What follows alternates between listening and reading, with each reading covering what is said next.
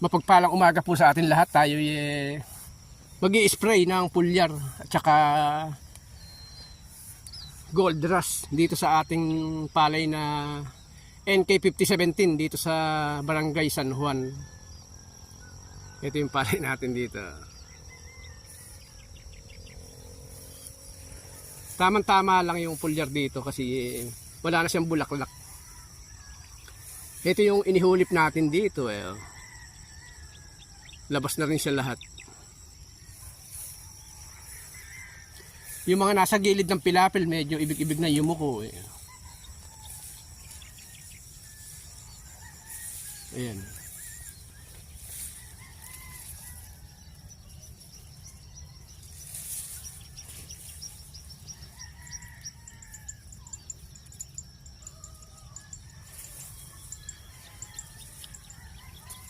Ito yung mga nasa pilapil. Ayan.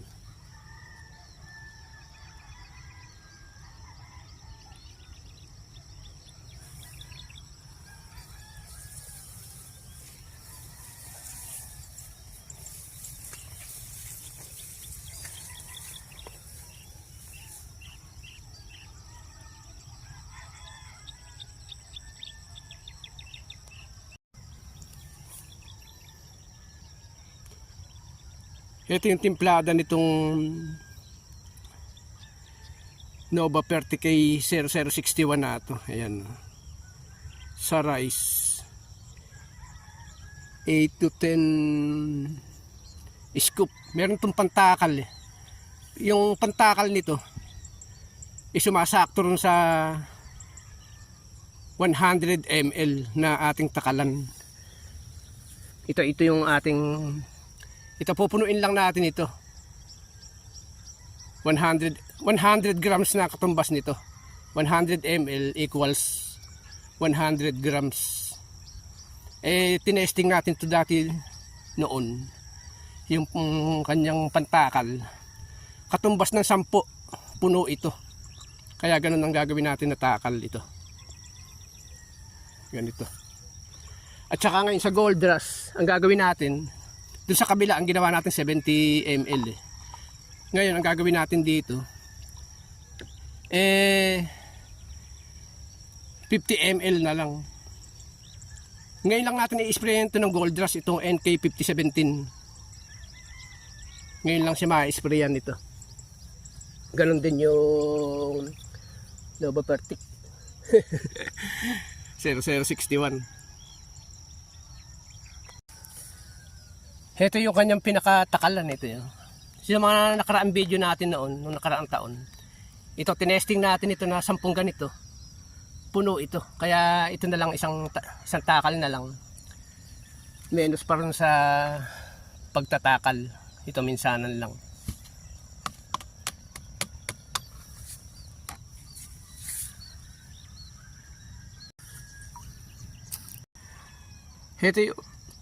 Ito yung takal natin 50 ml lang ito, 50.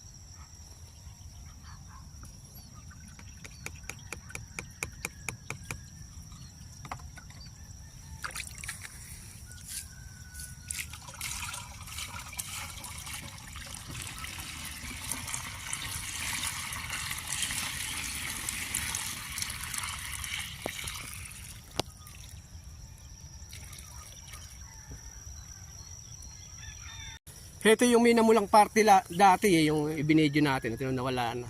Medyo naging late lang siya. Na late siyang sumapaw. Pero okay na, nawala yung pula.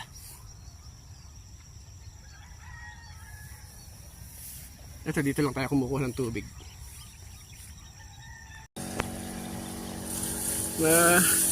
Baka nang lumakad medyo mahirap. Kasi napakalalaki nga.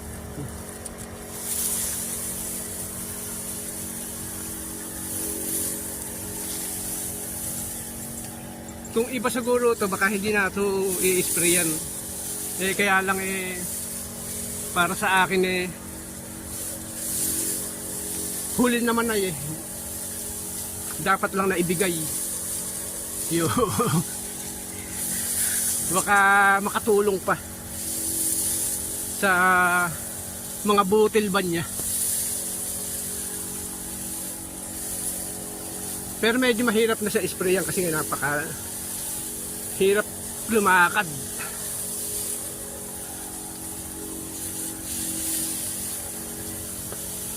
Malambot pa itong lugar na ito.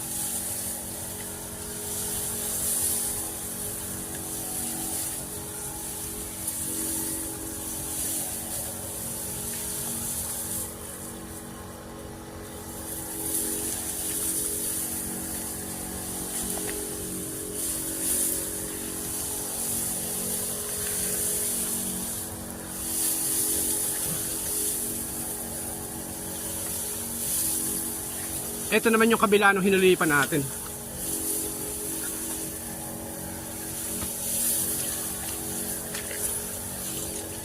Ito. Ito mga hulip na ito. No. Ito na hinulipan natin. No?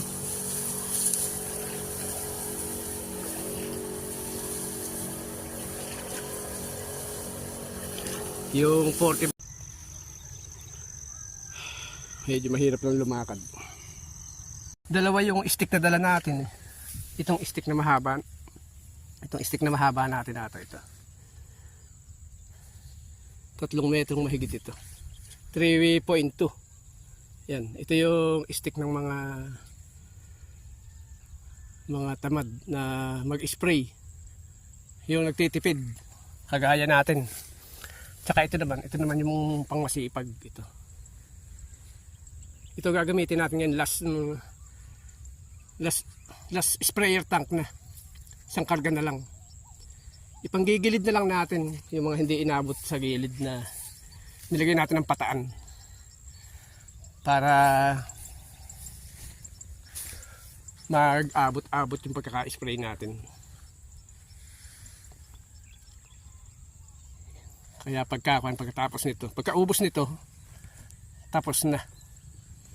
Magkukon na lang tayo, magdidilig na lang tayo ng ating talong dun sa kabila sa may Snake Road.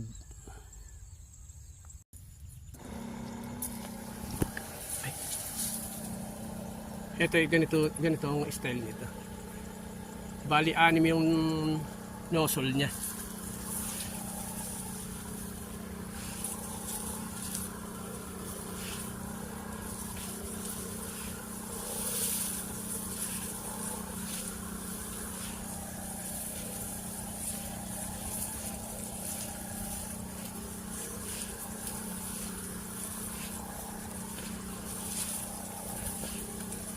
Ito yung inulip natin na pinahirapan ng kuhol.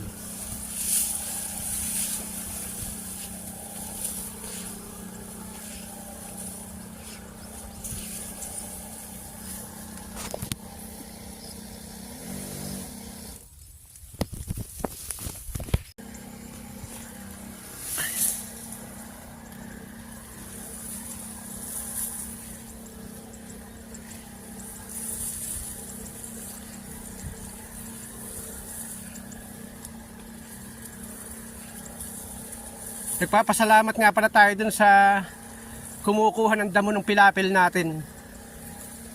At naging malinis siya. Kung walang kumuha niya, kung hindi nila kinuha yan, eh kasi laki rin ng palay na. Kasi laki rin ng palay natin yung damo na yan.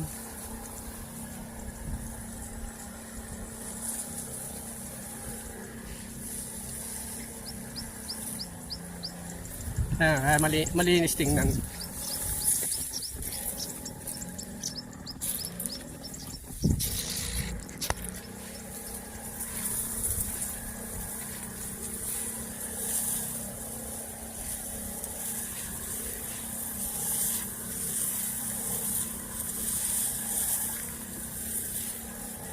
Ito yung NK5017.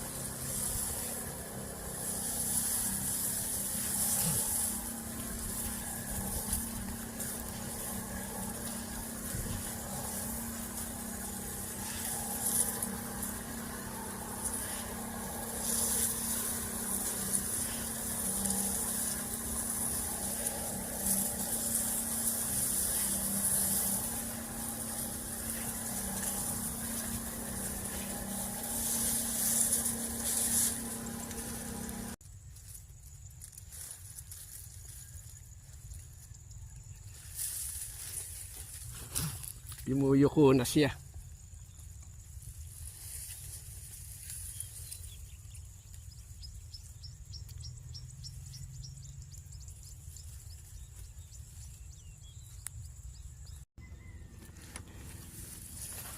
Ay, tapos na tayo mag-spray. Pauwi na tayo. Taon.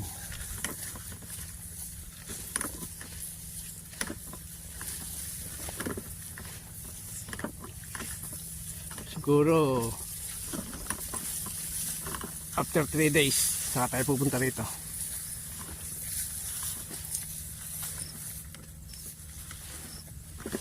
Ay, madulas din eh.